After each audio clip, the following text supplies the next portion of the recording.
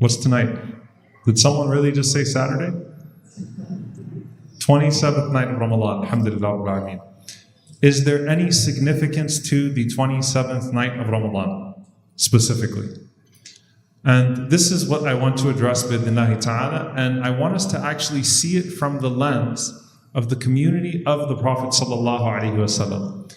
Now, we see all of these narrations about the special nature of the last 10 nights. And then you start to find some narrations that suggest something very interesting, that Rasulullah sallallahu alaihi wasallam pushed harder as the end of Ramadan came closer. So for example, there's a very beautiful narration from Nu'man ibn Bashir radiyallahu ta'ala anhu. He says that we prayed with the Prophet sallallahu alaihi wasallam one year, and it was the 23rd night. And we prayed with him until we finished about a third of the night in prayer. And then that same year, the Prophet ﷺ stood up and he led us in prayer on the 25th night. And we prayed until we finished about half of the night in prayer. And then he said, we prayed with the Prophet ﷺ on the 27th night of Ramadan. And he said, we prayed with him until we thought we were going to miss suhoor. Okay? That's one narration. Another narration from Bilal al-Habashi radiyallahu ta'ala anhu, the mu'adhin of the Prophet sallallahu alaihi wasallam, that Bilal radiyallahu ta'ala anhu said, seek out Laylatul Qadr in the last week of Ramadan. Ibn Umar radiyallahu ta'ala anhuma also says, in the last 7 of Ramadan. So you have these narrations, right? And here's a very interesting narration, one that causes a lot of ulama to come to a conclusion about this 27th night of Ramadan. And here's the scene. Who was the first Khalifa to gather the people behind one Imam for Taraweeh? You guys are going to have to answer me.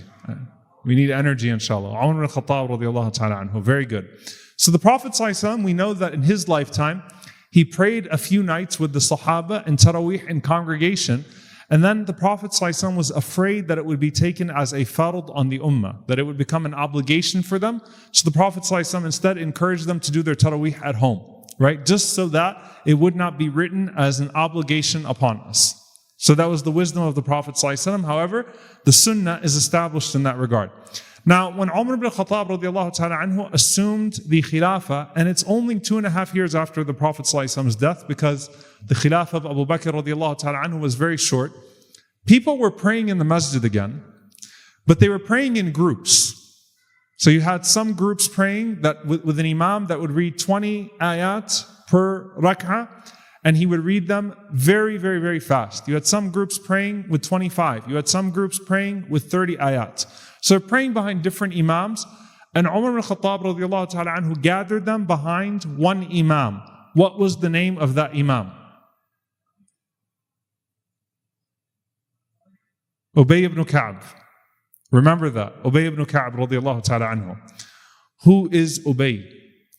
Ubay radiyallahu ta'ala anhu is a man that the Prophet ﷺ said that you should take the Quran from him. He put him in the category of Ibn Mas'ud radiyallahu ta'ala anhu, Salim mawla Abi Hudayfa. He put him in that high category of people to take the Quran from. Okay? That is Ubay ibn Ka'b radiyallahu anhu. Ubay is the person the Prophet ﷺ told, Allah commanded me to read Quran to you. To read Surah Al-Bayyinah to you. And Ubay radiallahu ta'ala anhu said, Ya Rasulullah, Sammani? Wait a minute, Allah said my name? He said, yes, Allah said your name. And he started to cry. Before the Prophet ﷺ could even recite Quran to him, the fact that Allah told the Prophet ﷺ to recite a surah to him by name is very special to Ubay ibn Ka'b radiallahu ta'ala anhu.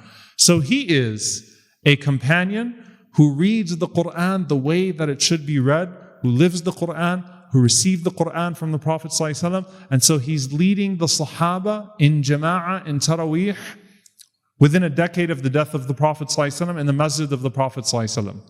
Okay? Now, Ubay ibn Ka'b radiyallahu ta'ala anhu, what was the point of all of this?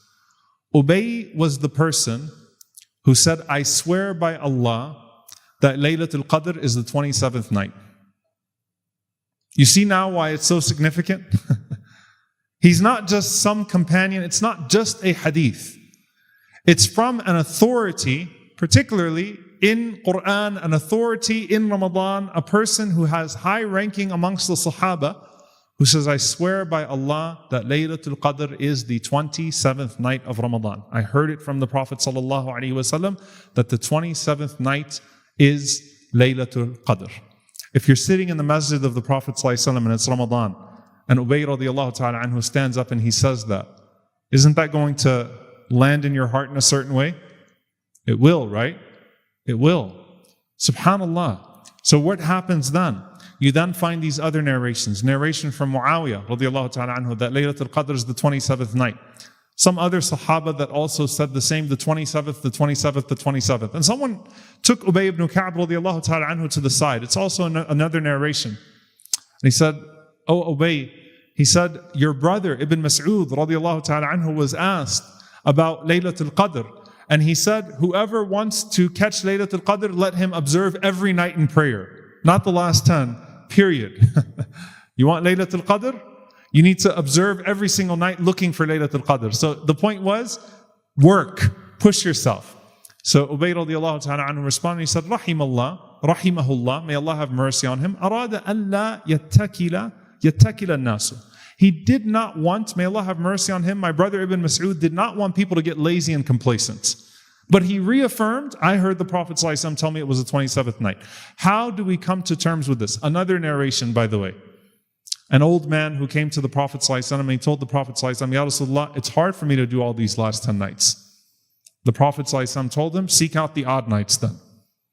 He said, Ya Rasulullah, I can't even do all of the odd nights. فَقَالَ لَهُ عَلَيْهِ الصَّلَاةُ وَالسَّلَامُ عَلَيْكَ بِالسَّابِعَةِ